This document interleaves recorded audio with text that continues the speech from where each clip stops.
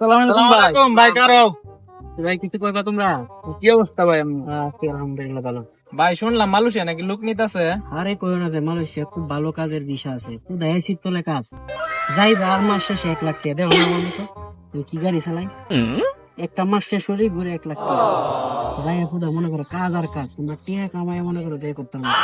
আব্বারে করে আমার লাগে দেখা করতে ভালো করবো। ভাই রে কত কষ্ট, এত কেউ কি করে দালালে কইছে এসিবিতে কাম দিব, অন দিছে পাম বাগানো কাম, কি করে সব দি সাফ আর সাফ।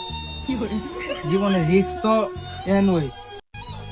ভাই রে দালালা সব করে কইরা জীবন রাজ্য ধ্বংস হয়ে গেল। এই যে আপনারা দেখলেন তাদের মতো একটা, যারা দালালের মিষ্টি কথাই বিদেশ যায়, অনেকে বলে এসির নিচে কাজ, এগুলা সেগুলা, এগুলো আসলে ভুল কথা। আমরা আসলে দালালের মিষ্টি কথায় পা না দিয়ে যাচাই বাছাই করে আসলে দেশের বাইরে যাই।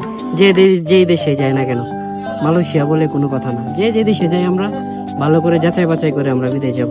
তাদের মতো আমরা কেউ প্রতারণার শিকার হব না।